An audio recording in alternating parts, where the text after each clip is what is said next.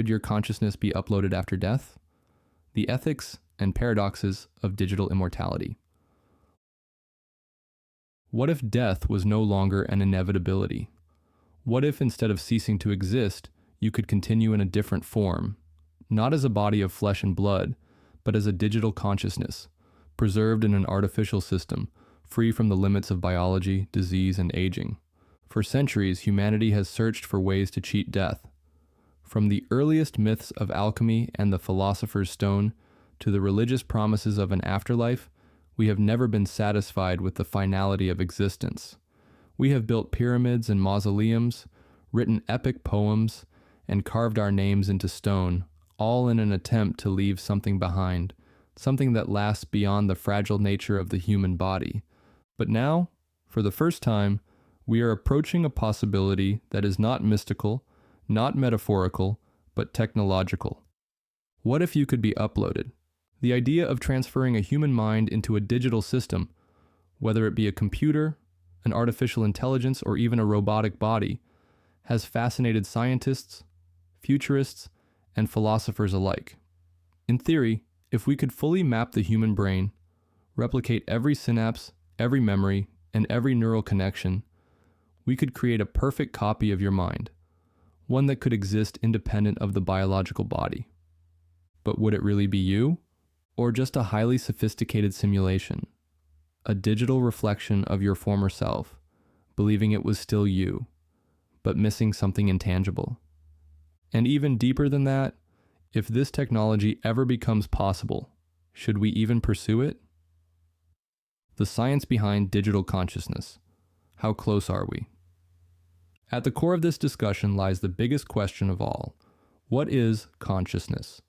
For centuries, philosophers have debated whether human consciousness is something separate from the body, a soul, a non-material entity, or whether it is simply an emergent property of our biological structure, nothing more than an intricate network of neurons firing in complex patterns.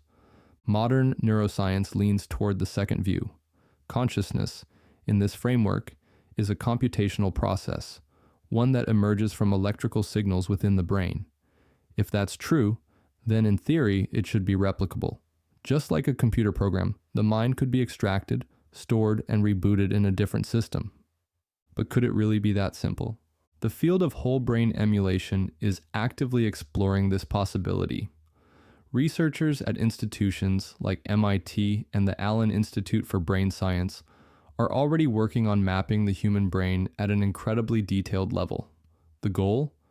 To create a complete connectome, a precise map of every neuron and its connections. In 2013, the Human Brain Project, a multi-billion-dollar European initiative, set out to simulate a functioning human brain in a digital system. They hope to achieve a fully simulated mind, capable of thinking, reasoning, and perhaps even being self-aware. One of the biggest challenges in this process is scanning resolution. The human brain contains over 86 billion neurons and 100 trillion synaptic connections. Mapping each one of these in enough detail to accurately reconstruct thought patterns would require technology far beyond what we currently possess. But advancements are happening. The field of nanotechnology is exploring microscopic brain scanners, tiny devices that could travel through the bloodstream and record neuronal activity at an atomic level.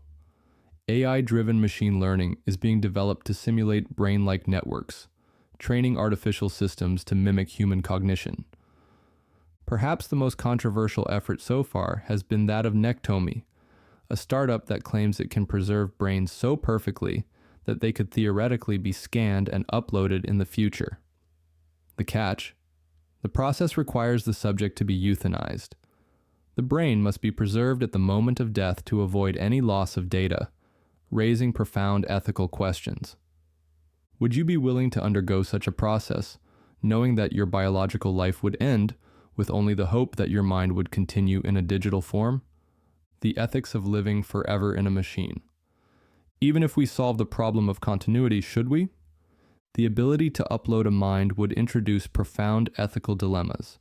Who controls the digital afterlife?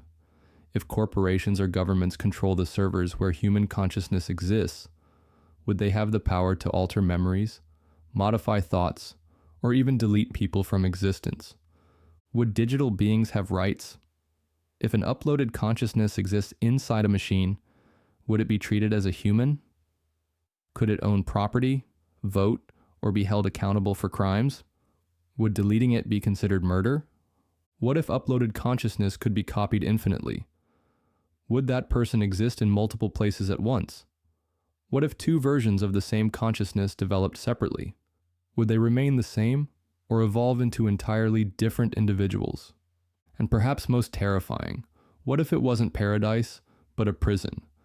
Imagine waking up as a digital entity, but instead of being free, you are trapped in a sterile, unchanging simulation. No ability to sleep, no ability to escape. A conscious mind, stuck in eternity, unable to do anything but exist.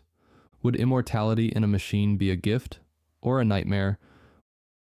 Would you do it? If the technology existed, would you upload your mind? Would you trust that the digital version of you is truly you? Or would you fear that in the process of transition, something, the essence of what makes you, is lost? And if that fear exists, does it suggest that consciousness is more than just neurons and data? That it is something deeper, something that cannot simply be copied and pasted into a machine? Perhaps one day, this question will no longer be hypothetical. Maybe in the near future, digital immortality won't be science fiction, but a choice every human must make. Will you transcend biology, becoming something new, something eternal? Or will you hold on to your humanity, accepting that every life, no matter how brief, is meant to end? One way or another, the future is coming, and the choice may define the next evolution of mankind. The paradox of continuity. Would it still be you? Let's assume that science progresses. A perfect brain scan is achieved, and your consciousness is successfully uploaded into a machine. The new digital you wakes up inside a vast neural network, aware, thinking, remembering. It has your personality, your memories, your desires. It even feels like you. But is it really you? Or is it just a copy? If the biological you still exists, would there now be two versions? One organic, one digital? If so, which one is the real you? If the biological version dies, does the digital version simply continue as though nothing happened? Or does your personal experience of self, your stream of consciousness, end, leaving behind only a machine that believes it is you? Philosophers call this the continuity problem. The question of whether the mind is something that can be replicated, or whether it is an unbroken flow of experience that cannot be transferred. This leads to a disturbing thought experiment.